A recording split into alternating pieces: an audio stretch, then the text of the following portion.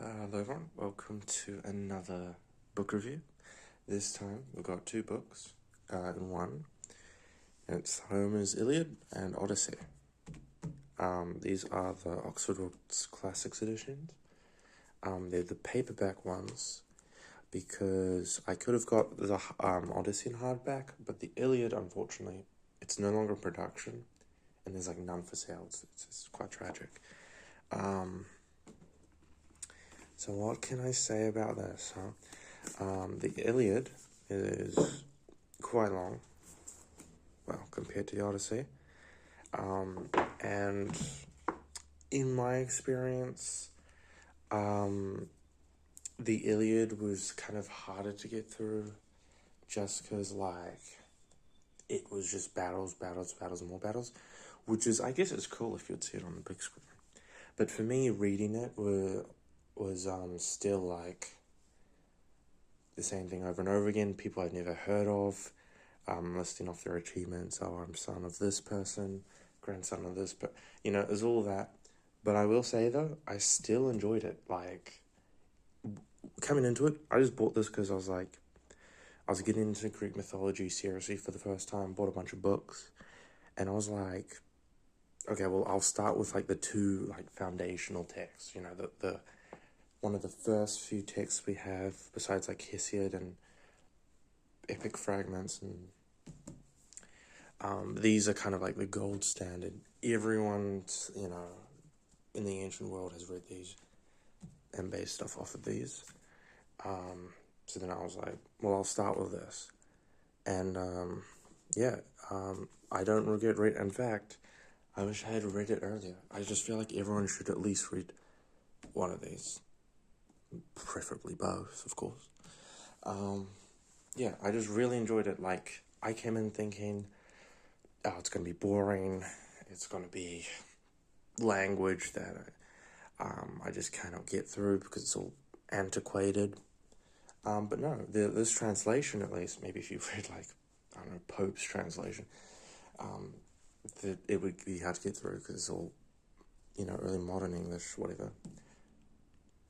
Or Middle, I don't know what he spoke. But yeah, no, this was actually very easy to get through. It's a prose translation, not a verse. I think Emily Wilson did verse. Only for one of them, actually, I think. And it was an iambic pentameter. That's what I think. You'll have to search up online to be sure of that. But yeah, so when I look online for translations, I see like the big three, Lattimore, Fagles, and Fitzgerald. Apparently Lattimore's the more literal and kind of scholarly gold it. Like, it's what everyone kind of points to as the gold standard. Fagles is apparently good. I think you can get him from the Penguin books. I think you can maybe get that in hardcover. I know you can get it as a set, but the reason I didn't get that as a set, because I wanted to get that as a set, the reason I didn't is because it has deckled edges, and nah, I might get it, not to flip through, but just to read the content of, even if it's deckled edges, just so that I can read the translation, because I heard Fagles is very, very good in terms of, like, enjoyability, accessibility. Let me just... Alright, I'm back. I just cut it because there were plugs, there were like switched on, and there was nothing in it, so that distracted me. Anyway, what was I saying? Fagles, yeah, like in terms of accessibility, quite easy to read and get into. Fitzgerald, oh no, I heard the same for Fitzgerald. Maybe I'm thinking Fitzgerald, I might just be confusing this, but whatever, if you are wanting to choose translation and you want like the right one, you can't buy multiple, you'll have to look online. Don't trust my memory. My memory's pretty bad. And there's also Emily Wilson. People recommend her, and then there's a lot of people who are very critical of her. I can't say whether their criticism is like legitimate or not, because I haven't read it. I've only read this. What can I say of Anthony Verity's translation? At the start, he there's like translator notes. Let's see where it will be. 29. pronounce that? Oh, I skipped all of it because this is the map. And I think you'll be flipping to this map a lot if you are really interested in, okay, so Verity here says, like, he does, like, a very literal version, to keep closer to the Greek, allowing Homer to speak for himself. Like, apparently he keeps, like, Homeric phrases in, and I will say, like, this has actually changed my writing style. Like, reading through the Iliad and some of the Odyssey.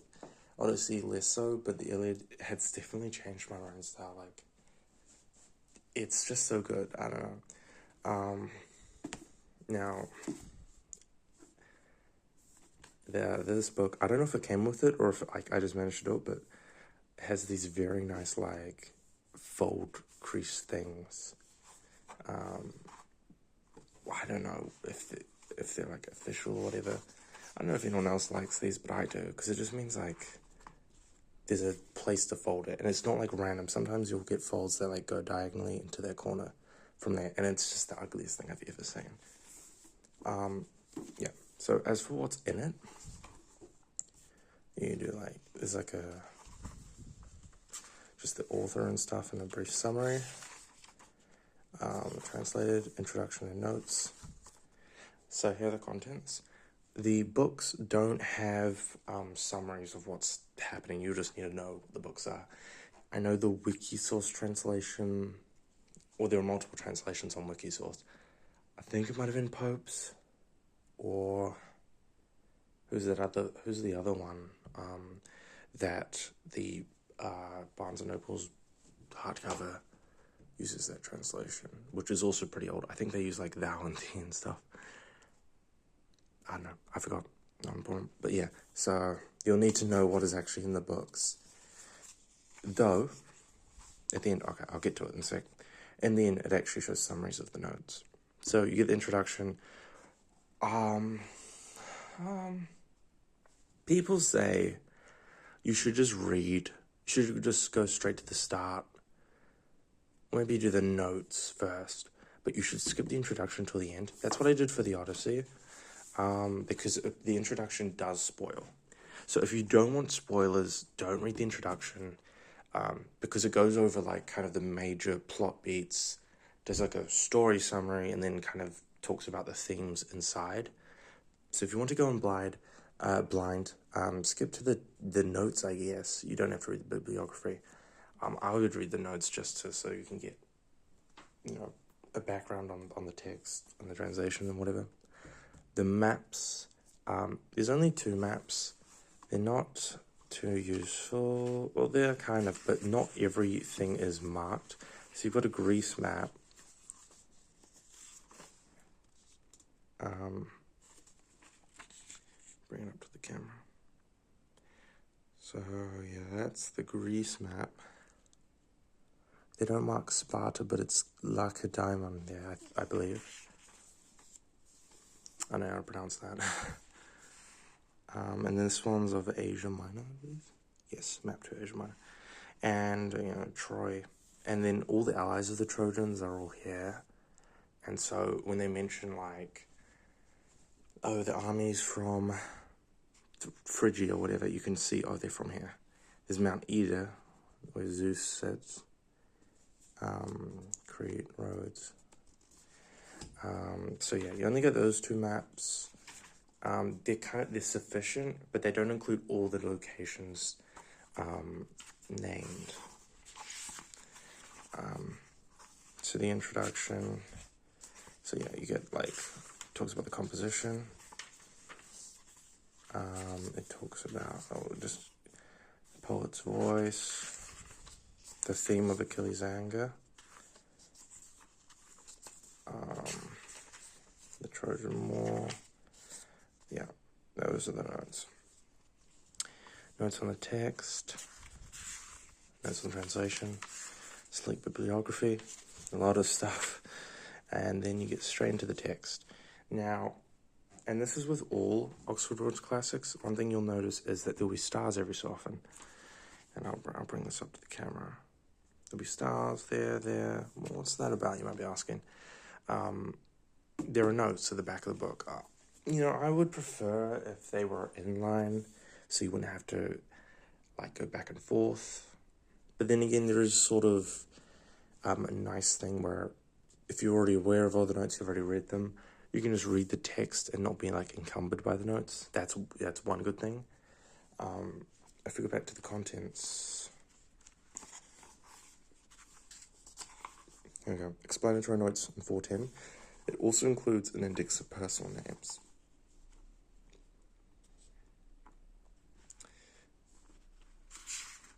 So, explanatory notes.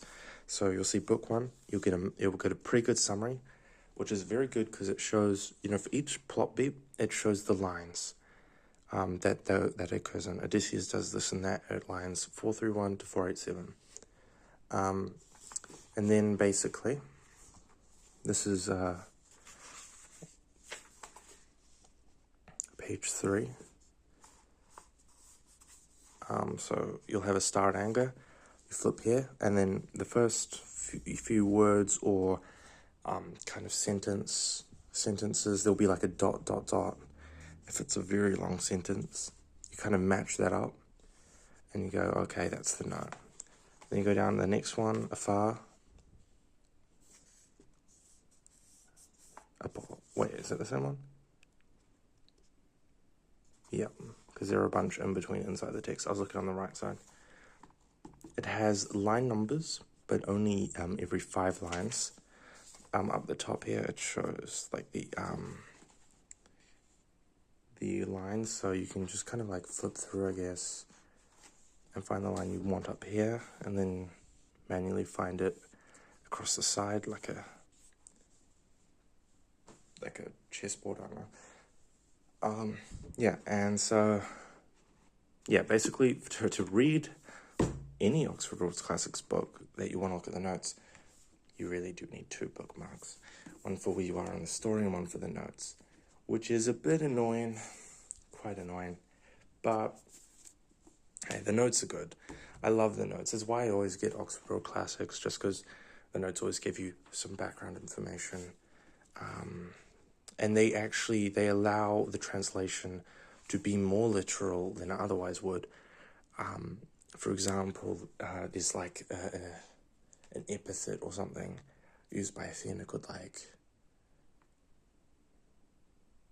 atritone. I don't know if it'll be here. If we go to the index of names, it might be there.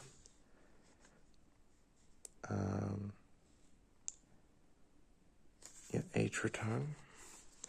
A title of Athena. 2157. So if we go to the notes of book 2, 157, and it explains here. Atritone, a traditional epithet of Athena whose meaning was debated, perhaps unworried. So the translator, Verity, will actually render that in the text as literal as he can, and you'll be sitting there like, what does that mean? You go to the back and it explains it. So you actually get closer to the source material that way. And he uses Achaeans, Argives, and Danans, which are the kind of Homer's word for all the Greeks. At least those that were involved in the expedition, I'm pretty sure, to Troy. So, and some translators, they just say Greeks, which is kind of ahistorical, or what's the word? I don't know the word. Where it's like, you're introducing like a modern concept into the past where it didn't apply, basically. So that's that. Pretty good. So, yeah, you'll have, if you wanted to find all passages where a person was mentioned, you just go to the index of personal names. Zeus, they give a brief summary of the characters, and they, especially when there's like 2 people with the same name, that's very useful. And if you ever just forget someone, they mentioned Sthenelaus, you're like, who the hell is that? You go to the back and they're like, oh, okay, it's a Trojan. And one thing about the Iliad, and this is kind of a criticism on the Iliad, which doesn't really apply because people in ancient Greece would have known this. But for me, one of the difficulties was telling who was a Trojan and who was a Greek, who was an Argive. Because in the battle, they'll just say, oh, Diomedes killed Sthenelaus. And you're like, okay, well, is that a win or a loss for the Greeks? And I'm not going to say Greeks myself, even though that's not really, even though I just complained about that, just because I can't be bothered. And yeah, so you'll be a lot of times I'll say, okay, X and X killed Y, X killed Y, X killed Y. Generally, though, if the tone kind of sets that the Greeks are winning or the Trojans are winning, you can bet that anyone who, like, kills another is on the winning side. Like, it's completely one-sided whenever the tide shifts. In my experience, I could be wrong, there could be exceptions, but generally what I found was that, you know, when a god comes in and helps one side or the other, that one side will just kill the others indiscriminately and will have no losses. So generally, that's like a rule I followed. Now, on the context of the epic cycle, the Iliad isn't the whole story. It starts at the later years in the last, the 10th year and final year of the Trojan War. In fact, the last couple, days or weeks, I think maybe a bit over a week, who knows? There isn't more me, who knows? People actually have a time frame, but basically it's the very, very last days of the Trojan War, but it doesn't even end with Troy being sacked or the wooden horse or anything. It's the very short snapshot up to it, and it's just focused on the Achilles' anger, him deciding not to fight, and that leading to tons of losses for the Achaeans. So yeah, you'll be surprised when you read it. Oh, it started and the war's already started, and it ends anticlimactically, kind of. But then when you consider that this is just about Achilles having that anger, it causing disastrous losses, and then giving up that anger in the end, then you realize, oh, okay, this isn't a story about the war, but about Achilles and his anger. And that's pretty cool. Even some authors in antiquity criticize it. They say Homer is good because he focuses on one person and one theme, whereas the other authors, they try to cover so many in the epic cycle at least, and that's why they're inferior or something. On the context of the epic cycle, which I wanted to talk about, the Iliad isn't even the first. I think it goes the Kypria, the Iliad, the Aethiopus. I don't know from there. It's the sack of Ilion. Then Odyssey returns, and then Telegony, maybe. I don't have my notes on me. But what I did, because to enjoy the full story, you kind of need to know the rest, the surrounding stories. And they were actually written earlier. Not earlier. After Homer. So there was this oral tradition, and they already basically had the plot points for the entire epic cycle, the entire story of the Trojan War and Odysseus. And then Homer actually kind of wrote down his version of the events. Homer, people disagree if he's one person or multiple, or if even the same author wrote both of these, but it's in the same style, it's whatever. But basically, whoever wrote these two, basically wrote down for the first time a snapshot of the mythos that already existed. He was just the first to do it. And so because of that, people afterwards, they would write stories before, between, and after, kind of filling in the gaps. And they're not just making shit up because the mythos already existed in oral tradition. But then, of course, there are disagreements. I think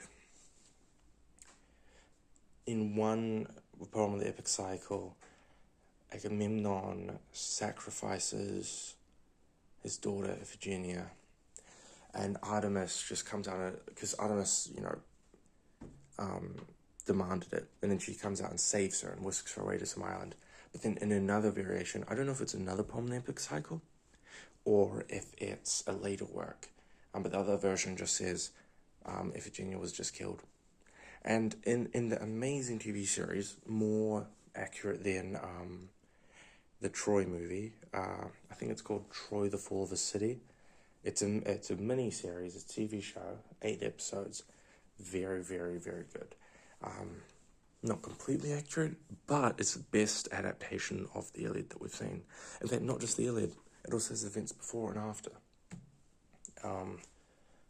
In my opinion, cut a little short. They could have extended the last couple of episodes, and I'm sad they didn't make the Odyssey. It just kind of ended, but I guess it just didn't make enough money, because I think it was a British... Was it a British? I think they had American actors, but... yeah. They made some changes, but it was fine. Also, another... I won't even talk about that. No, I'll talk about it. Another thing is the parentage of Aphrodite. In Homer, I believe she's the daughter of Zeus and Dione, whom I have never heard of before that I read the Iliad. I won't lie. Whereas in Hesiod, this is probably the story you're more familiar with. She's the daughter of Uranus's. Uranus's genitals got cut off, flung into the water. The sea foam. She comes out. That's the familiar story. So then, because of that, she's older than the other Olympians, kind of more primordial. Whereas in Homer, she's the daughter of Zeus.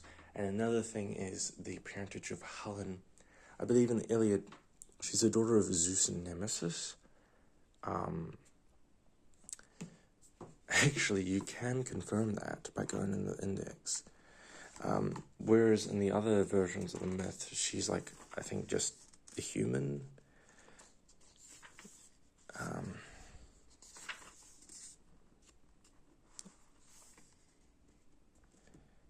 Helen doesn't say anything about her parentage, but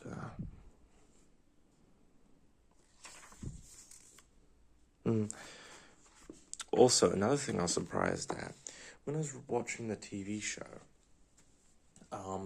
they called the king of Troy Priam, and I was like, what? That's not like the Troy movie where they say King Priam.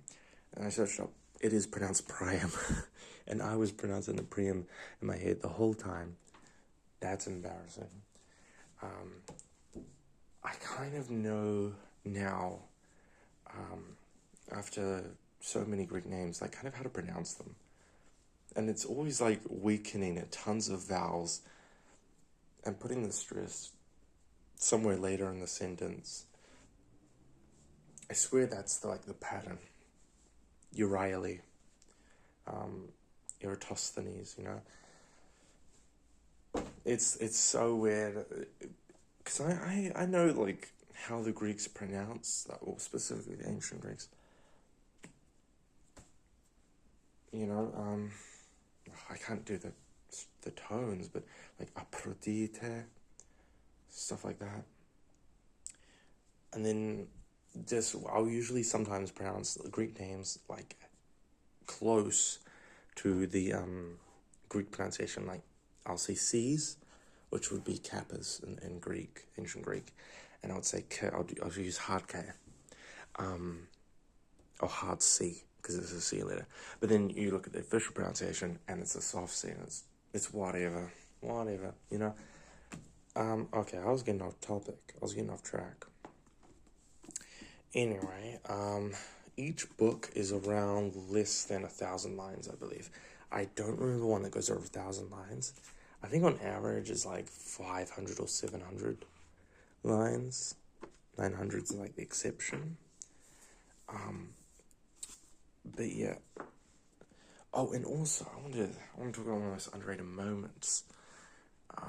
In the Ethiopius, I don't know the actual.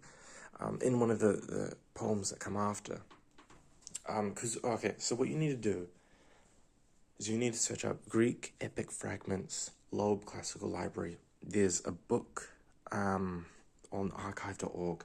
You can buy it, and it basically has the fragments, the remaining fragments of those lost epic poems. Because I forgot to mention, they're lost. We don't know the exact contents. Some of them had like 10 books. I think another had like quite a lot, maybe 12 or 20 or something. Not up to 24 like Homer. They are lost, but we do have fragments. We do have ideas of what were contained in it.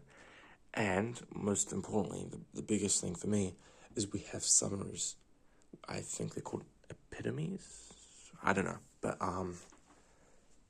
there was like this one work that kind of contained summaries of each of the books, including, I don't know if they went by volume, because sometimes, not volume, but book count, because sometimes it would be like one plot point, 2 plot point, 3 plot point, and it wouldn't match the amount of books the epic apparently had. But it's whatever. If you go read that, you look at the table of contents of that online book. You look for Cypria. Skip the Theban cycle. Yeah, you can read that if you want. The Theban cycle is wholly lost, I believe. You only have those fragments. Then I think it... Wait, was it retold later in the Thebaid? I don't know. I don't know too much about the Theban cycle, although it is like a prequel to the Trojan War. It happened beforehand, I believe. I think they were the previous generation of heroes. Yeah. So, hit my camera. Go to that site. Read through all those. You don't need to read what all the other authors have to say about it in the quotations. They do give you more of an idea of what happened, though. But the thing you must read is I believe, the epitomes, basically the summaries of each book, the Cypria, Ethiopus, whatever. And they will give you an idea.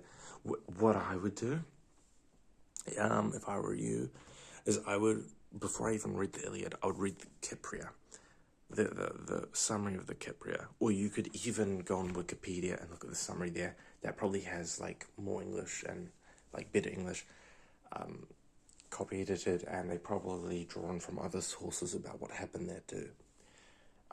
Whichever you choose, whether you look at stuff on Wikipedia or there or both, maybe both even, just to supplement your understanding. Do the Cypria first, and that explains the judgment of Harris. Paris. Harris. Who's Harris? It explains that Eris, through the apple and, Eris Discord, or whatever, whoever it was. I think Eris is the goddess of Discord. The apple's thrown in, causing the whole thing. Paris judges Aphrodite the most beautiful. I think at some point, I don't know if it was in the Cypria later, but Achilles kind of demands to look at Helen to see like what they're all fighting for. There's a story, I believe, of Odysseus kind of pretending to be insane, so he wouldn't have to be shipped to war. And he was like doing this little plowing, cutting up machine thing, and I think they put his infant in front of it or behind it. And if he were truly insane, he would have just ran over his own kid, but he stopped, and they were like, right, now get on.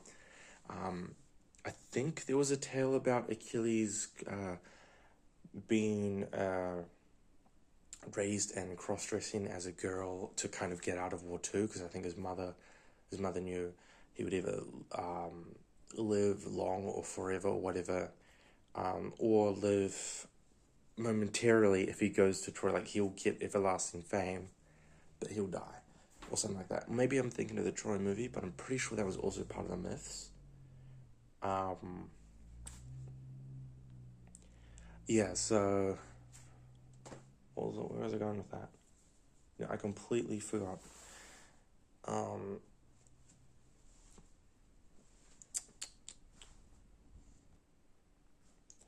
Yeah, and so basically, I figured out Achilles, cross-dresses a girl to get out of war because his mum made him, I believe. And what happened was Odysseus comes along with some other people, and he throws, I think, weapons and some stereotypical girlish thing, and all the girls went for the stereotypically girlish thing, and then Achilles went for the weapons, and he's like, all right, I found you, Achilles. I don't know how he found out Achilles was there, but, yeah. Notably, in Homer, Patroclus is not Achilles' cousin. Stupid-ass movie. In fact, is his dear companion. He calls him dear to my heart. I don't know if they're lovers. It's not explicitly said, but people do read between the lines. Do I agree with that interpretation? I don't fucking know. I don't really care. Frankly. But if you're onto that, there's, what is it? The Song of Achilles by Madeline something. Which is, I think it's from Patroclus' point of view. And it's about them being lovers. Patroclus' point of view of the war. Yeah, so the Kypria has all the prequel stuff. Agamemnon, Menelaus, they're assembling the armies. Then the 10 years of war. It apparently covers the first 9 years and bit of the 10th year of the war, like in 10 books or something, and that's crazy to me. Like, they must have just skipped over it a lot. Maybe nothing happened. After that, I think it's the Ethiopians. I like that one especially because there's two parties that come to help Troy. There's Memnon with the Ethiopians, so we've got Africans in the fucking epic cycle. Pretty cool. More cultures coming in. And we also have Penthesilea with the Amazons. What? Yeah, the Amazons. That's pretty cool. And then Penthesilea comes in. Memnon comes in. He's actually the main character, I think, of this epic. In the miniseries, Penthesilea was the main character. I think what happened to Penthesilea is she actually killed the queen. I don't know if she became the queen. I think she became the queen. But yeah, there was a queen before, I think Hippolyta, which you may recall had goings on with Hercules. And he wanted to steal her girdle and he seduced her or whatever. I don't know the details of that myth at the moment. I kind of forgot. So Penthesilea leads the Amazons here. Memnon gets wiped out. Achilles kills Penthesilea. I think he takes off her helmet. He realizes how beautiful she is or something, and then he weeps for her. And then I think, if I recall, remember, this is my shoddy memory. I might be just misleading you, but I think Thersites. You know, it really shows kind of ancient attitudes when the common soldier is just depicted as just the worst person ever and deserving of contempt by all these heroes. But I believe he mocks Achilles, saying oh, she was your lover or something like that. And then Achilles just kills him, I think with a punch or something. Thersites and Achaean. Is he only in one? Maybe I'm confusing Thersites with someone else. 2, 2, 1, 2, 1, 2. So we go book 2. This is how you navigate. You look for the lines. Here should be here. 2, 1, 2. One man was Thersites who kept whining on, his talk full of chaos, and he had a mind crammed with words, numerous and disorderly. They'll use them in wild to argue with the kings. So it's very, anti-peasant, do what your kings say, kind of. That threw me off a little, but that's just ancient attitudes for you. It's been half an hour, and I haven't even talked about the Odyssey. Though, I don't know if I'll talk as much about the Odyssey, because I've kind of covered the structure of the book and nearly all of the epic cycle. Yeah, so Memnon and his Ethiopians get killed. Penthesilea gets killed by Achilles. And then, I think, shortly after that, Paris shoots Achilles in the heel at the gates, in front of the gates of Troy. So Achilles never actually entered Troy, unlike the movie. Yeah, it was before the sack, so he wouldn't have entered. Or maybe he entered before. I don't know, but the TV series has this episode where Achilles like infiltrates Troy, to talk to Helen. I don't know if that actually happened in the myth. Maybe that happened, in the Kypria. I don't know. Maybe it happened according to later sources.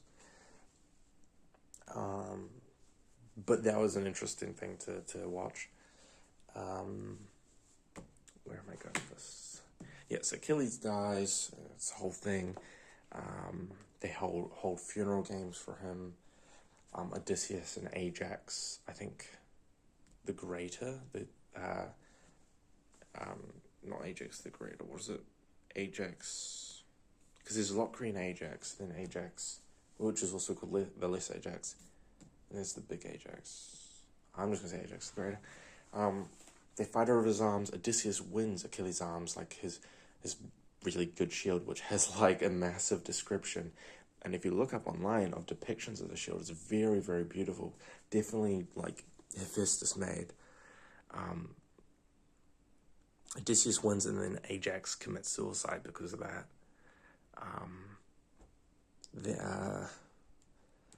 I'll link you to a document.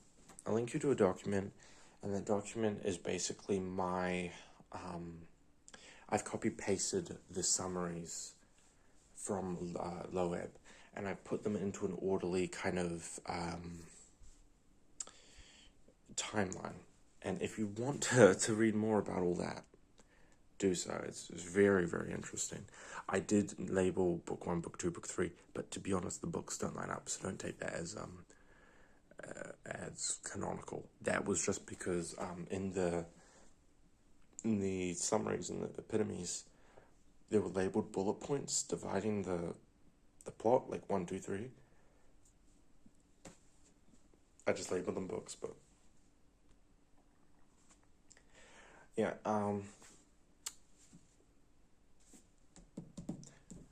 So yeah, that will be in the description.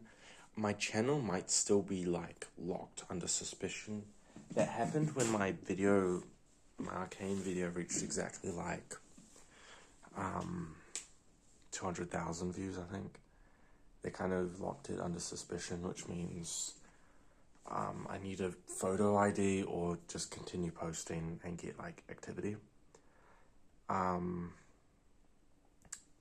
Yeah, so the link might not be clickable, but if you just select the text, copy paste, it should work. And I'm going to host that on a Google Doc. Is that level? Yeah, so if you want to read that, I wouldn't read it as a whole. If you don't want spoilers for Iliad and the Odyssey, I'd just go Kypria. I'd read the summary for the Kypria, and then you'd get some background knowledge of what happens in the Iliad, especially, are there people outside?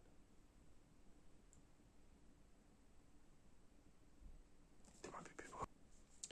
Alright, false alarm, I think. Because my dog wasn't barking. My dog is one of the biggest barkers when people are even like so much as look at the house. Now where was I? I talked about the document that I was going to make.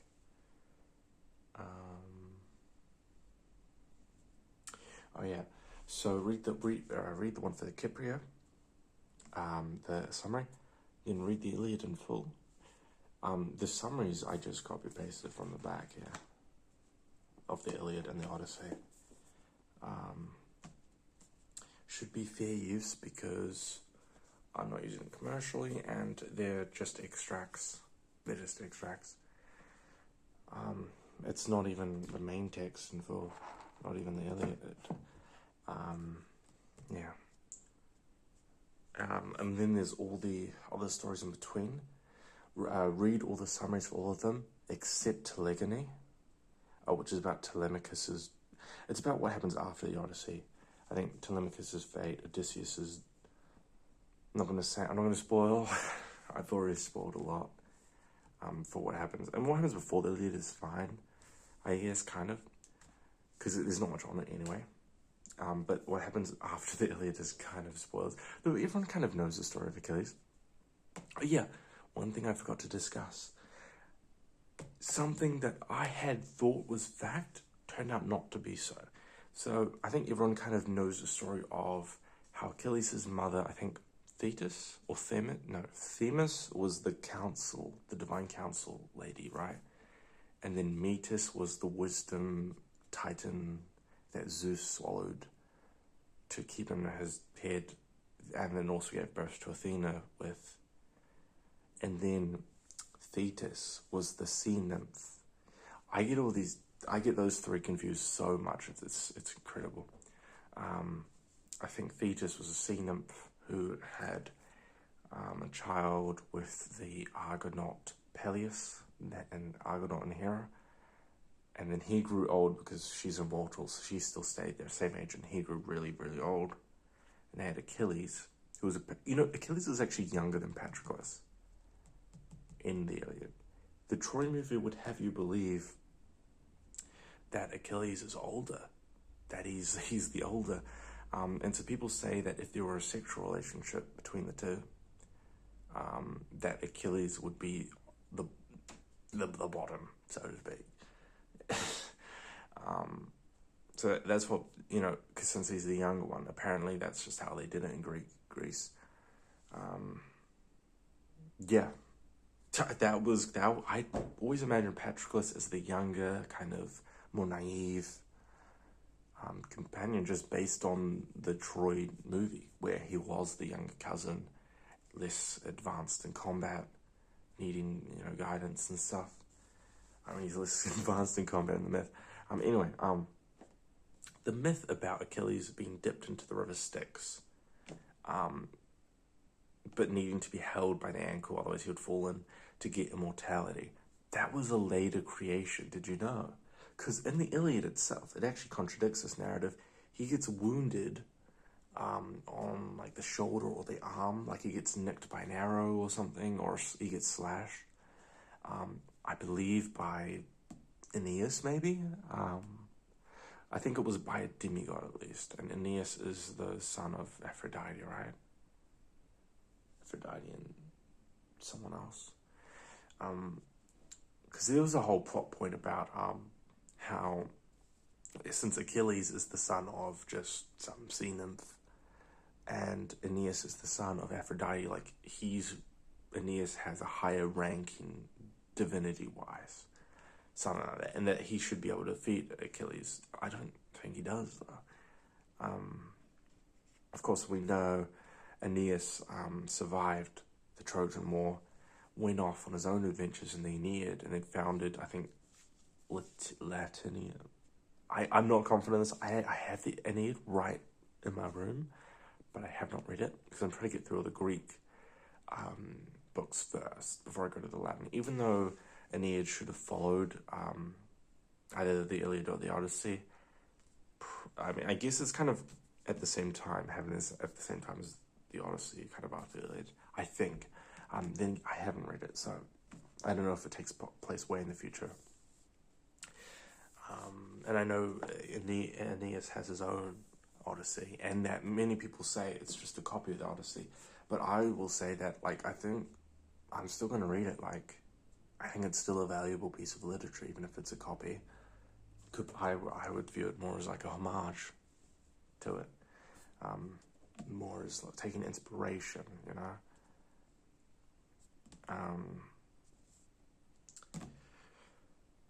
Where was I going with this? I'm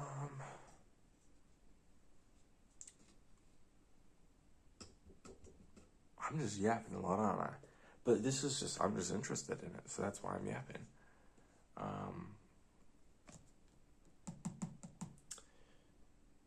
Aeneas. Oh yeah, Aeneas versus Achilles. I'm pretty sure they battle. Any Iliad experts, if they don't battle, just comment, say, nah, that's not happened. Because I'm pretty sure they do battle, and then I think Achilles is about to kill Aeneas, and then Aphrodite comes in, swoops in, and saves the day. And she's, no, maybe not Aphrodite. I know Aphrodite does protect him. I think Poseidon was because Poseidon's on the Greek side, I'm pretty sure. But even he's hold on, I know Aeneas isn't fated to die here. and swoops in or saves him, or maybe authorizes that he can be saved. I don't exactly know. I can't remember in full, in truth. Either way, Aeneas gets saved. I think Achilles comments on the fact that a god saved him, and he was like, oh, it wasn't meant to be. But yeah, Achilles, despite his lesser, divinity parentage, wins. Kind of the greatest warrior of the Trojan War, alongside, I guess, Diomedes and Ajax. You get the sense that they're all kind of equal, but then, even, I think Diomedes, maybe, I don't know if it was him or another, they kind of boast that they're on the equal of Achilles, but then you realize, no, he actually changes the tide that much, He's kind of on another level. And it's funny, everywhere in the poem, people are always the greatest or the smartest or the most beautiful. And I say that for everyone. I guess they mean that those are the most beautiful out of everyone ever. It's just ancient storytelling, really. I love the epithets like Aegis wearing Zeus, Zeus of the Aegis, wide ruling Agamemnon, wide thundering Zeus. I love it. One thing you should know, that the people of the Trojan War happened, I think, in the Bronze Age. Or if there was a Trojan War, the historicity is debated. Fuck, is there someone there? I might just be paranoid.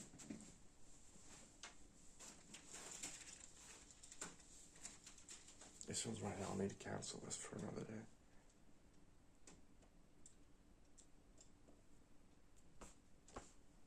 What if I'll speak now? The historicity is debated.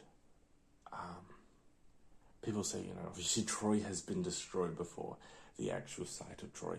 And the actual site of Troy is very small. I suppose that was back in the Bronze Age. That was kind of the scale of things.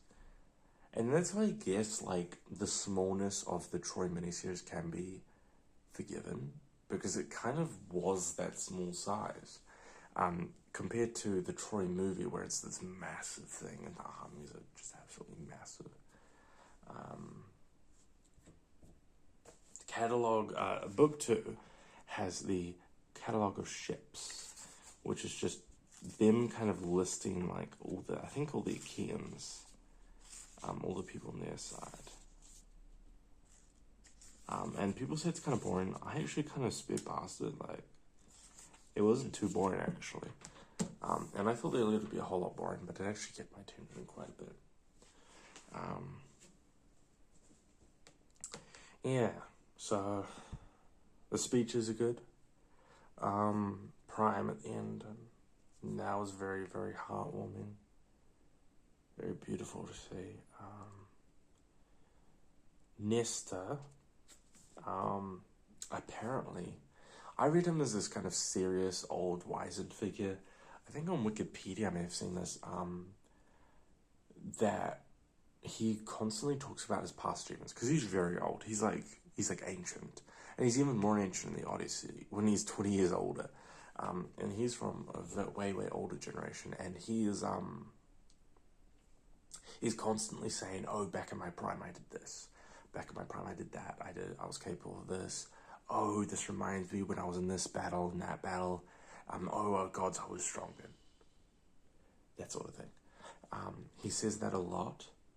And apparently, according to for the ancient Greeks, that actually had comedic undertones, because it was like, God, it's going past. It had comedic undertones, because it was like this guy just kind of, this old guy that hangs out with the warriors, kind of just reminiscing of his past, like, oh, I used to be strong, but, yeah, so that's something to watch out for. Not watch out, but just kind of, when you see it happen, you'll be like, oh, this is him just kind of, reminiscing of the good old days, but he can't actually do anything now. But he's very wise. He's very wise. He's up there with Odysseus, in terms of good counsel. you know, wisdom, good sense.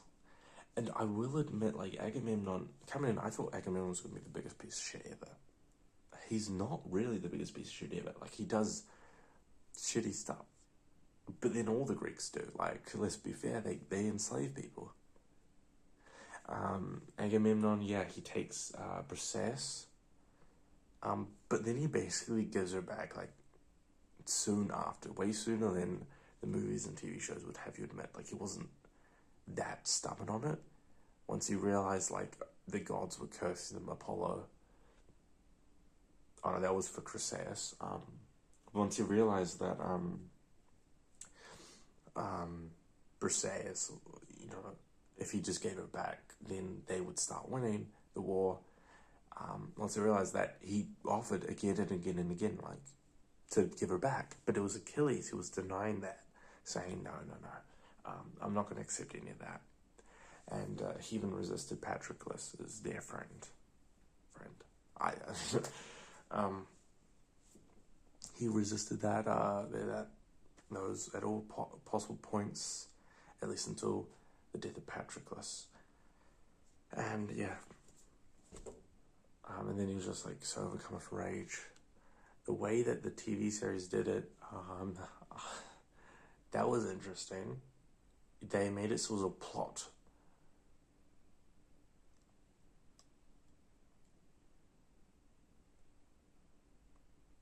No, that was to break the truce. I believe in the novel that the truce between Priam and Achilles, after the death of Hector. Oh, actually, yeah, no, I believe the truce, I think it was like 10 days or something.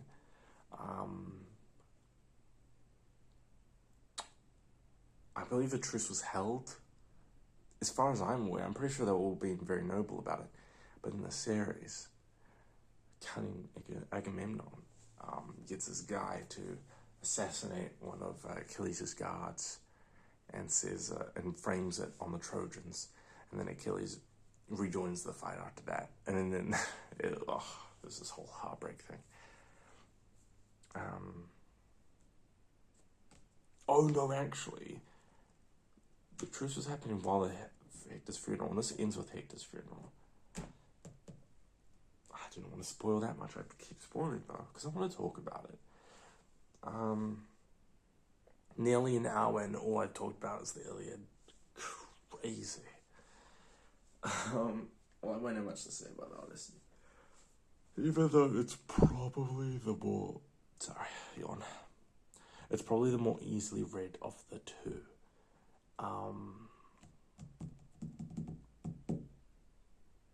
So I don't know if you've noticed, I have an upgrading quality of the videos. I no longer have to hold the camera because I got a tripod. It was $50. It was not cheap. But it means from now on, I don't have to hold the camera. It won't be as easy for me to zoom in. I'll need to bring the book up. But it does mean you get a solid, stable view of everything, which is good. That means I don't have to hold the camera. What else is there to talk about?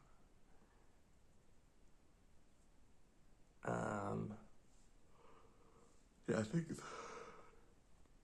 the effects of Agamemnon sabotaging the truce, that actually might have been after the Iliad, because it ends on Hector's funeral, so it might have been Aethiopus, but I swear they would have held the truce. I would have expected the truce to hold just because there's, noble warriors of old and stuff.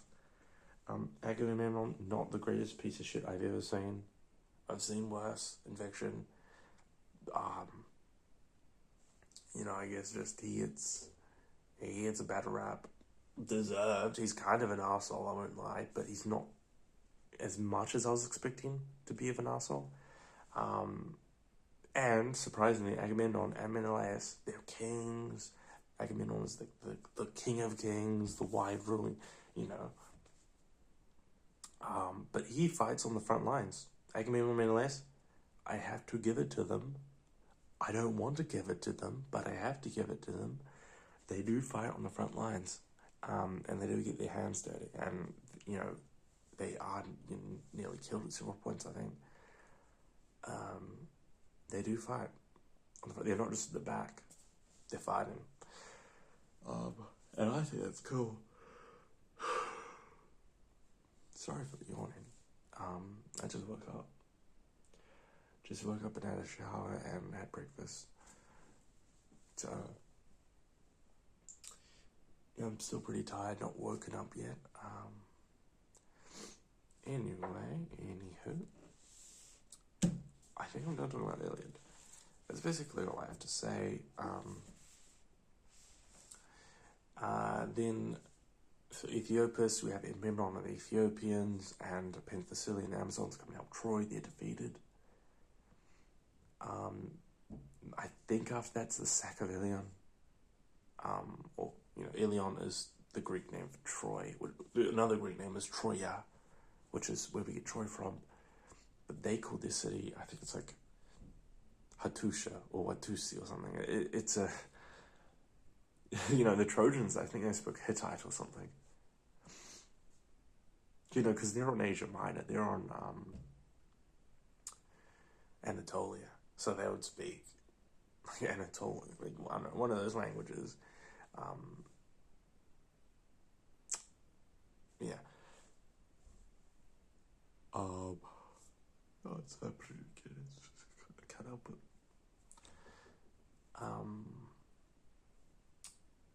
Yeah, so the sack of Iliad happens. Apparently someone else also, I don't know if Odysseus has the idea. He has it in the Troy miniseries. Recommend you watch. Yet again.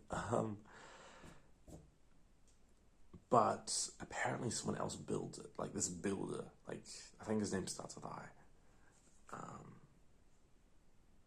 They get in. And an interesting thing that happens, I think it happens in the epic cycle, maybe during the sack of Ilion, is that Helen is suspicious. She's suspicious in the miniseries. I don't know if she did this in the miniseries, I kind of forgot. What she did in the epic cycle is she went in calling out all the men of the Trojans that were in the horse. Maybe some outside of it, but for the sake of discussion, all the ones that were in the horse, and she imitated, because she was familiar with, she was from Sparta originally, she was familiar with Greece, all the Greek city-states. And she called out imitating the voices of the wives of the men inside, and they very nearly responded back saying, oh, my wife, oh, hello. But Odysseus clamped the mouth of one of them, stopping them from calling out. It's a Helen's plan. She nearly outsmarted them. Failed, and they were allowed entry. The way the miniseries does, I don't know if it's once again, I don't know if it's accurate to the myth, but I really like how they describe how the Trojans were tricked, because they left this guy Thucydides, who apparently serves Odysseus in the miniseries. I don't know if, once again, I don't know in the myth. And he claims that he insulted Helen, so he was left behind.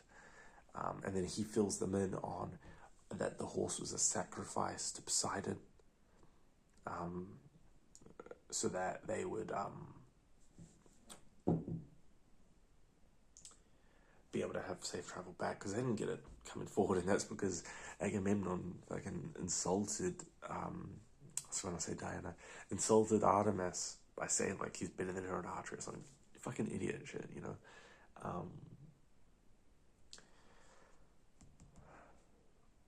Because of that, she blocked the waves and they just couldn't set sail for so long, and they consulted some priest, and he was like, it's Artemis, you insulted her, you need to sacrifice your daughter, that's what she says. And then that's the discussion we had before.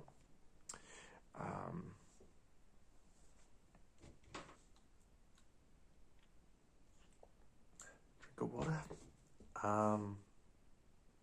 Yeah. Where was I going with this? Yeah. So because of that, so the way they convinced the Trojans were running out of food because the Greeks kind of, what is it? It's not embargo. They did like a blockade, but a land blockade. There's a word for that. They stopped Trojans coming in and out. And the Trojans had a secret tunnel to a food supply. They found that. They stopped that. So now the Trojans were starving. The royals had to give out their grain. So everyone was kind of starving. And so this is the mini-series, by the way. As if this happens in the myth, check out my document for what it is.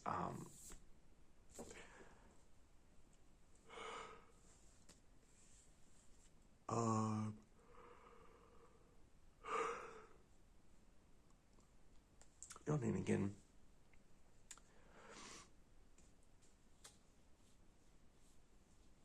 Yeah, so they were starving, they've been starving.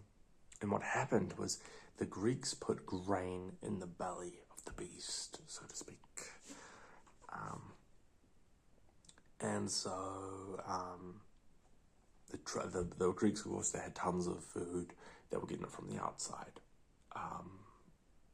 Because they had access to the outside, because they weren't being blockaded or whatever the word is. And so the Trojans, they stick specifically Prince Paris, Alexander. And I like how they handled Paris having two names, both Paris and Alexander, with Paris being his birth name, and Alexander being really his birth name. This is the mini says, and Paris being his adopted father gave him his name, but then Alexander was his true name, defender of man, all that. Because in the Iliad, they just use the two names interchangeably, and you've got to know that beforehand, otherwise you'll be like, who the fuck is Alexander? And why is he shacking up with Helen? Isn't that Paris's job? Yeah, so they're both the same person, two different names for the same person. Yeah. So what else was I going to say? I think I did a little detour based on the Alexander and Paris thing. Oh yes, the Trojan horse. So they stuck a spear up into the belly, and grain flowed, and these Trojans are hungry. And Priam, the women, I think, Andromache and Helen were like, this is a bad idea, guys. Let's not bring this in, because, I think it's a bad idea, personally, just based on the fact that it's a sacrifice to a god, and you want to get rid of that? Dude, they have written myths about this type of hubris, this type of impudence. Evidently, that it doesn't come to pass. I've got to talk about Athena's statue too after this. Remind me.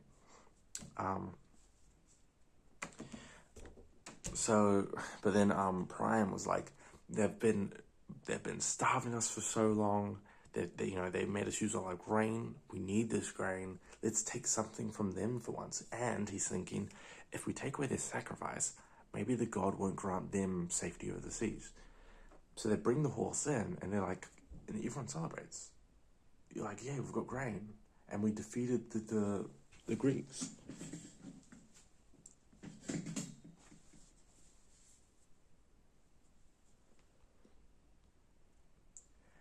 I'm back. So what was I saying? Oh yeah, so they bring the horse in, and then it makes sense. It's beautifully designed, tons of jewels, and most interestingly, the horse has spears and shields on top decorating it, and it looks nice. But when you know what the Trojan horse is used for, you realize they're hiding their weapons in plain sight.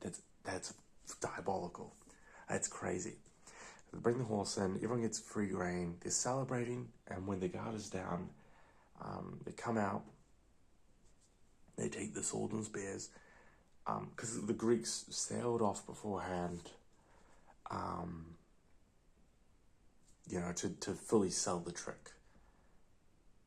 And they were, by the way, the Greeks have their home base at the Hellespont, which, so here's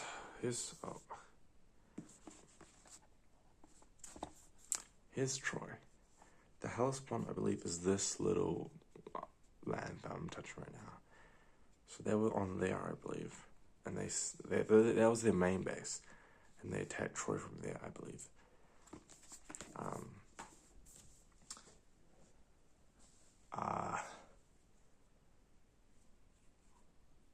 Yeah.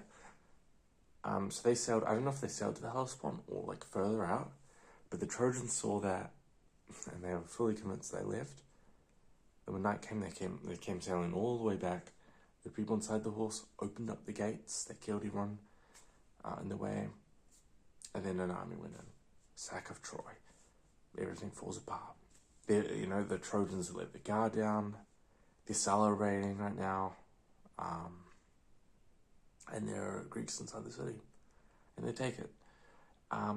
Interestingly, Hector's baby, called Astyanax, or at least that's what the name that the people of the city gave him. I think he had another birth name, which I just completely forgot. He gets thrown off a building, like probably the palace, and killed. There are differing sources on who did it. I believe in the epic cycle, in the lost poems that we don't have, it was some other soldier, maybe like one of the heroes. But in a later account, I believe it was Odysseus who did it. Yeah. Maybe even Apollodorus' Bibliotheca, the library. Maybe he says it there. I'm not. But I'm pretty sure the earlier sources, it wasn't Odysseus, but the later one it was, which segues us into the Odyssey. 1 hour in. Let's go. Yeah. Odysseus, if you haven't already, listen to Epic the Musical. Oh my goodness, it's so good. It's not just the storytelling, but the songs themselves are good. They're catchy. If you like musicals, if you like, say, Hamilton, or anything by Lin-Manuel Miranda, Les Mis, even like Disney movies with songs in them, like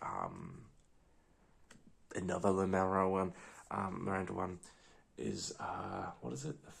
Where it has the family madrigal. It is Encanto. If you like Encanto, just any sort of thing where people sing musicals. They sing their actions and the troubles and whatever. You will love this. It's so good. Oh, especially all the God songs and the love songs. So good. Do I recommend just listening to the songs? Sure, yeah. But to enhance your experience, I'd recommend going through animatics. And they just kind of, it's not as polished as a full-fledged animated movie. But you don't need all that polish because, you only need a few frames to really tell what's going on. And they're so good. They're so good. And there's not just one creator. There's so many creators you can view animatics for each song from. So it's like looking at different people's takes on the songs and what might be happening in them. And that's awesome. And apparently there is a confirmed animated movie, which I'm gonna watch to death. I'm gonna even buy that. I will buy that shit so fast, actually. And apparently, Jorge, who made it, I believe that's how you pronounce it. It's a Spanish name. It's spelled like Jorge. I'm pretty sure it's pronounced Jorge. He said that after the Odyssey, after Epic the Musical was created, he might create a Troy prequel. I'm looking forward to that so much. Like, I need that shit right now. Like, I needed it yesterday. But yeah, Anywho, sack of Troy, everything falls apart. Oh, and there is another epic I forgot called Returns, and that's just basically details. It's another lost poem in the epic cycle, and that just details after the Trojan War, how did everyone return back, and then Agamemnon has a tragedy. In fact, hold on a moment.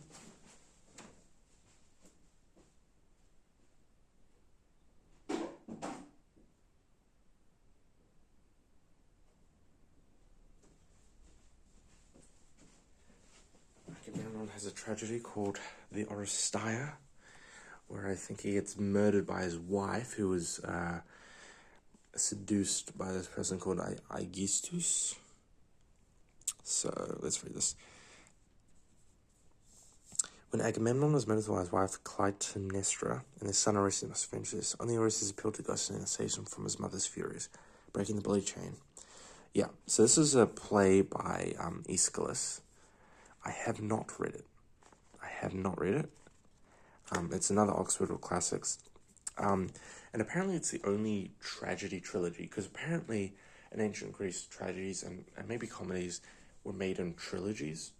Apparently that was everything they would always do it.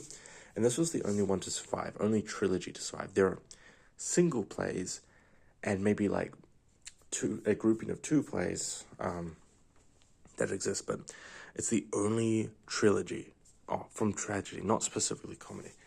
So, yeah, it's the only one to survive. So it's a full story. Agamemnon, Libation Bearers, and Eumenides. Awesome.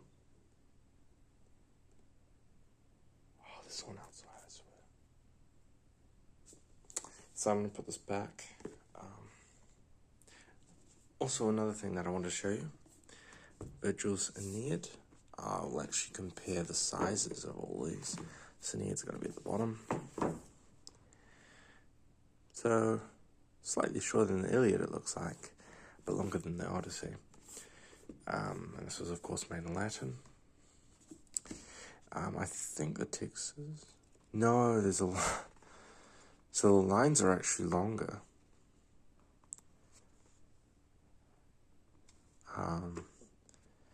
Got also notes there too. Texture feels smoother though. I guess it's because I've read these so much.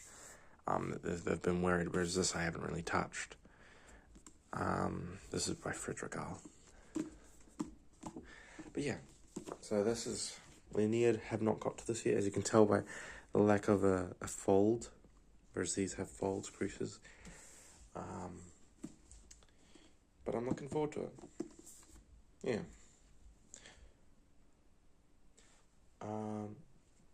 So I'll put that back. Another thing I have is Ovid's Metamorphoses, which I'm also looking forward to. Looking forward to seeing how the Romans reinterpret myths. As far as I'm aware, like, they reinterpret Medusa to be like a victim, rather than being born a monster like Scylla or the Chimera, or the Minotaur. They reinterpret it and say, or Ovid reinterprets it, to say that she was like a priestess who got turned into a Gorgon by Athena. And that's kind of the major narrative today, even though that wasn't in the original myths, that she was the kind of victim of victim blaming, really.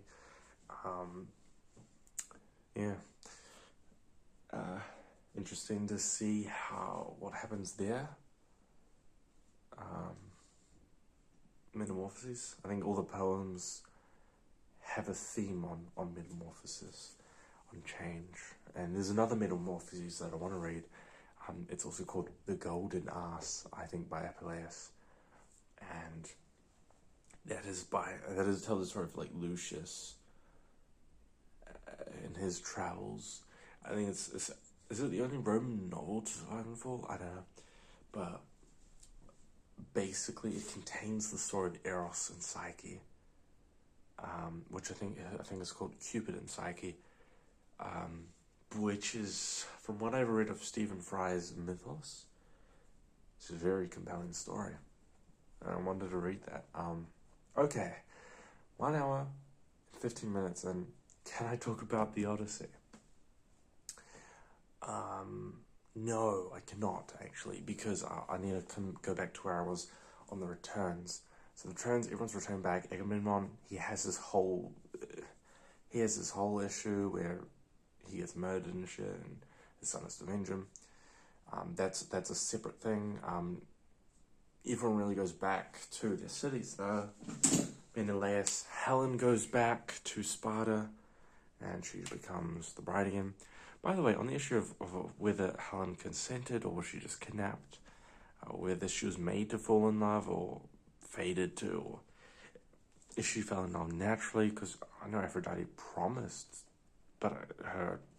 promised Paris that she'd given the most beautiful. I don't know whether it was coerced or not.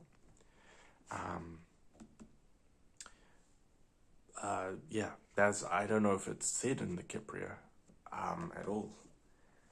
It might be in the epitome, but to be honest, I don't know. I think it's really up to interpretation. They just did Aphrodite saying that Paris would have Helen, and she just fell in love. I don't know if it was forced by Aphrodite, or if she is love itself, or I don't know. That was in the TV miniseries, to be exact, where she kind of fell in love, but after Aphrodite promised. So who knows if it was real love or not. The ancient Greeks would tell you any love is caused by Aphrodite or Cupid or whatever, or Eros.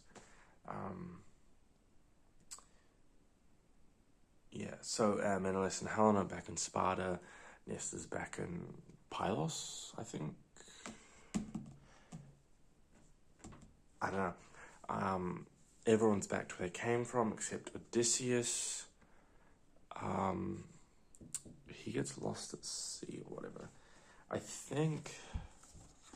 So if you open this up, you get another introduction. I'd say that for last. Though the notes frequently call back to the introduction. It's quite funny. So Odyssey, you'll see 24 books, but since there are less pages, this is 312. This is 469 of the Iliad. Each book is actually a whole lot smaller, and I actually found this easier to read. I found myself just kind of easily going through chapters. I think the first 4 books start on Telemachus, Odysseus' son, and him longing for his father, wanting to find out where he is. You know, the whole suitors thing, you know that whole thing, and he wants them off his back. Odyssey, an early Greek epic. Hospitality and recognition. Odysseus' hero. Mortals and immortals. Marriage and family life.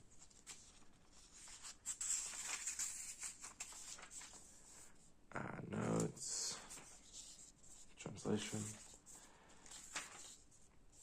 So here's a map. You only get one map, but it's a whole lot more detailed than the other one, and most of what you see is here. Unfortunately, a lot of the islands and places Odysseus goes to, and I think Telemachus too, are fictional, or their location is debated. But a lot of them are real. Oh, I'm kicking them down my tripod. A lot of them are real places. So Ithaca's over here, somewhere. If you've played Assassin's Creed Odyssey, like I have, you would know Kefalonia is where Sama is. Sparta, see, that was called would you pronounce it Lysimedon in English, or Lacedaemon is how I pronounce it. Pylos, I think that's where Nestor is. Sparta, Menelaus, and Helen. Mycenae is where Agamemnon would have been, I believe. Got Troy over there. So I forgot exactly where Odysseus goes. I think he's at one point lost in Egypt. All the way down there, but so it details his travels. It's mainly told in flashback, so You start off 20 years, so 10 years after the Trojan War, 20 years after Odysseus leaves. So Telemachus, because remember, he was a baby when he was just born when Odysseus left. Telemachus is now like 20 or something, 21. So, he's an adult now, but he hasn't really come of age. Once more, you do get extensive notes at the end, as well as summaries of each book, book 3, book 2. And also, I would skip the summaries if you didn't want any spoilers. The summaries, obviously, spoil the entire book, but they're good for finding out exact passages without having to go through every single one of them. I only wish that they titled the books with a brief, description. Dicks. The dicks there. Very useful.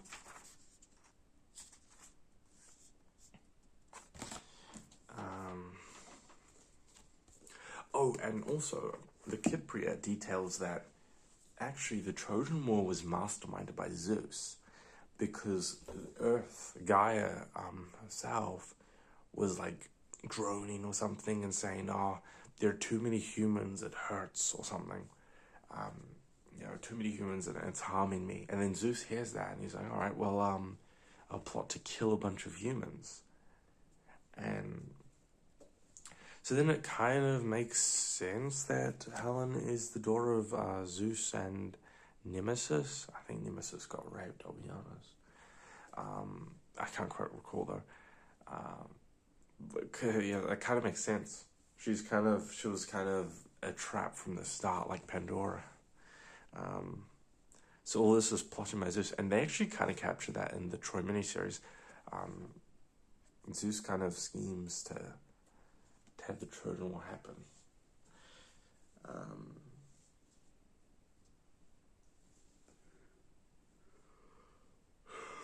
Yeah. So you do find out through the Cypria that, or the Cypria is probably the English pronunciation, that Zeus kind of escaping from the very start. And that's why in the Iliad he's kind of a neutral party that kind of switches between sides. He wants both sides to kind of have a chance so that they can keep killing each other as much as possible.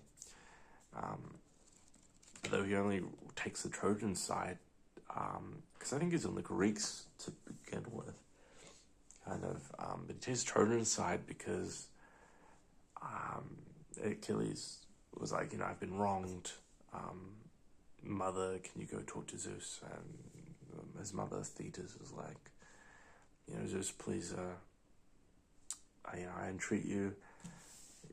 My son has had his honor lost, whatever, at least until he decides to fight to give victory to the Trojans, that sort of thing. I'm going on a yap. Back to the Odyssey. I know Odyssey is kind of like my favorite of the two, especially because of Epic the Musical. But I've been talking about Iliad for an hour and 20 minutes.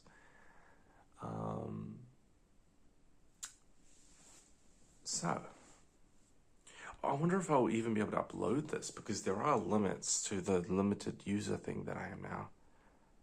Shit. Well, if I have to, I'll do photo ID. I don't care. So, Odyssey. Not much to say.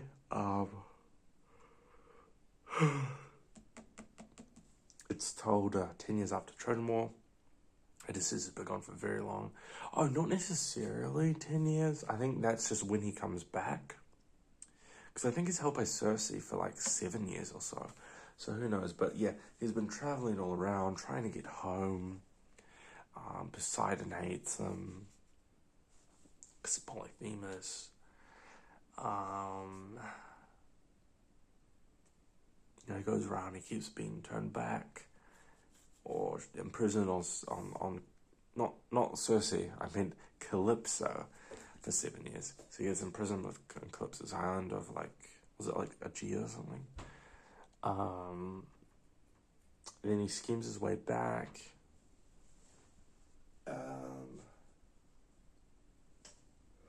So yeah,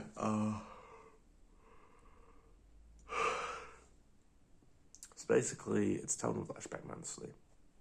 Starts with Telemachus. He's looking for his father. Athena gives him advice on where to go. Then we go to Odysseus' point of view. He reaches some people and they're like, who are you? And then he relays tales of what happened. So he goes back, after the Trojan War, we did this and this, we battled the Cyclops. He goes to another place.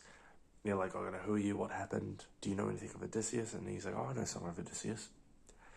He relates back, the Cyclops stuff happened after Odysseus went to Circe, escaped there, went to the underworld, did all these, summoned all these shades and stuff, talked to Achilles. Achilles is a ghost here, is a soul, whatever. Talked to Agamemnon, who got murdered by his wife.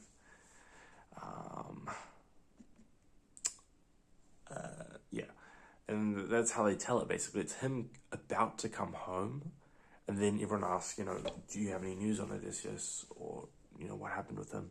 Or he tells them outright that he's Odysseus, though usually, later on. And he says, okay, this is what happened. And then he relates what happened. And then that's how we know what happened between here and Returns, which is after Iliad. So, Returns. So between here, we get flashbacks. Then he comes back, and he doesn't immediately just come back and kill the suitors. Apparently even that's too much for him, unlike an epic. Here he schemes with his son and a swineherd, I believe, on how to kill the suitors, and it's very, very, very, very, very interesting. Not at all how I expected it. Oh, no, it mostly went how I expected, but it was very different than I'd imagined. I thought it would be linear. But no. It starts with Telemachus near the end. Like Iliad, actually, it starts near the end, and a lot of things are related through flashbacks. In Iliad, there's some flashbacks, and there are some myths contained. Whereas in the Odyssey, most of it is told in flashbacks, most of the juicy stuff. And, that's basically the Odyssey. Not much to say, because it kind of covered after that. The Telegony. So after this, after Odysseus comes home, united with his wife, apparently gets murdered, and Telemachus maybe avenges that. I don't know. Oh, also, I think that isn't in adaptations of the Iliad. Achilles is his son, Neoptolemus. In fact, he's actually briefly mentioned in Epic the Musical as Neo, where they say, avenge your father, kill the brothers of Hector, or something. Something like that. That was the line.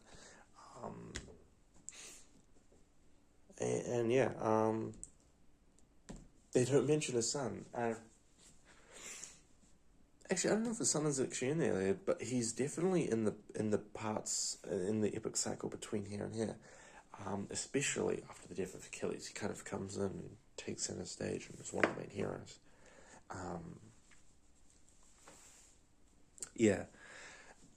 And I think he does avenge his father, maybe? I don't know if he gets Paris. I don't know Paris's fate. I would assume Paris dies. I would assume that. But yeah. That's about it. That's all I have, I think. In terms of talking about the stuff.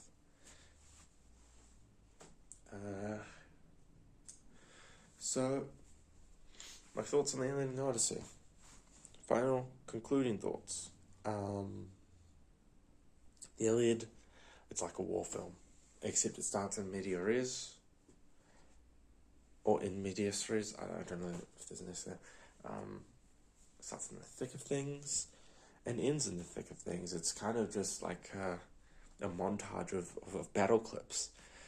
um, there's like a later addition to the Iliad, even about a sneaky like nighttime spy mission. Is pretty funny. But other than that, it's basically wars and speeches and grand. It's very exciting. The Odyssey, it's different. It actually kind of, I think it codified or inspired the hero's journey. You know, in Odyssey, basically, it codified the Odyssey. Apparently, like basically, most of like hero's journey derived from the Odyssey, or was inspired, if not by the Odyssey, then by things that were inspired by the Odyssey. Like this was the founding text, apparently. Obviously, things aren't really told at the end by flashbacks. Nowadays, it's mostly linear. People enjoy it that way, but obviously there are exceptions. But yeah, for the most part, like at least the thematic elements of the hero going through peril and coming out at the end on their own and returning home and everything's good. That was apparently all from the Odyssey. Like, not to say you can develop the idea outside of the Odyssey, but that it was because of that people started really using that in fiction and stuff. I found the Iliad harder to get through. I really had to read like one book at a time, especially at night when I was tired. With Odyssey, there were times when I could read huge chunks of Iliad, but that was really only when I was in the mood. And would bring it camping with me.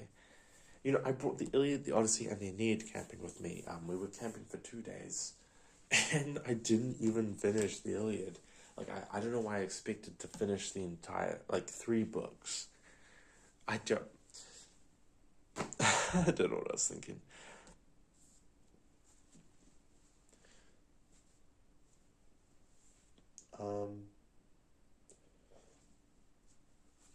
Yeah, so the Iliad is like a war story. The Odyssey is a journey to get back home story. So they're different in that way. Often people recommend starting with the Odyssey. I do like going chronological and things though. Though I will say, the Odyssey is an easier read. It's something that you can more easily get into than the Iliad. The Iliad just throws you in, puts a bunch of names on the screen, expecting you to know everywhere. It throws a bunch of location names, which you won't know unless you're like from Greece or you're familiar with that place. Of course, these come with maps, but you'll have to check every so often. I had to check every so often. So it's really just up to you. Maybe you could search online for more people's opinions on what you want to start with. There's tons of classical classes. They'll start with the Odyssey, I think. Skipping or maybe having the Iliad later. Me personally, I just like going from Iliad to Odyssey, but it's up to you, really.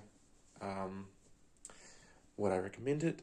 Hell yeah, read it.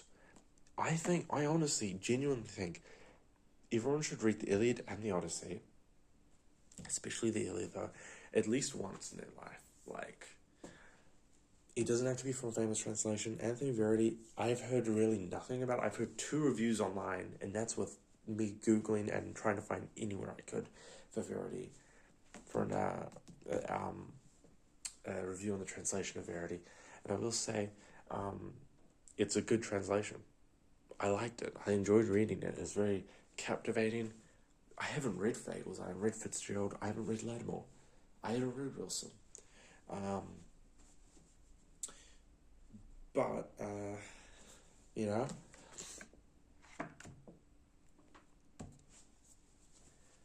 I just remembered I've been a Cedric.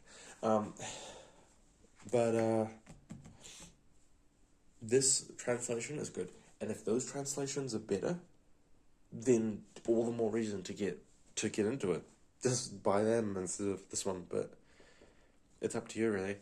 If you want the notes of the Oxford Classics, you got to get this one. But, nothing's stopping you from getting more than one translation. In fact, a lot of Iliad and Odyssey enthusiasts, just Greek myth enthusiasts, they'll buy multiple translations and they'll read them. Most people prefer Lattimore. I think you can get Lattimore and Wilson in Norton Critical editions, which I think not only have notes, I don't know if they have the same amount of notes as Oxford World Classics, but they should have essays at the end, kind of talking about themes within the book, which I would love to get my hands on. They have introductions as well, of course. So Norton Critical, if you can get Norton Critical editions, get those as well. Yeah, that's something I would recommend. Not that I've ever had one ever, but everyone has high praise for it. It's very academic. And the essays at the end offer like a more in-depth examination of the text. It's very good, very good. Yeah. So another thing I want to talk about is during the sacking of Troy. I really should have looked at the summaries of the Iliad, the epic cycle, which includes Iliad, obviously, and the lost poems,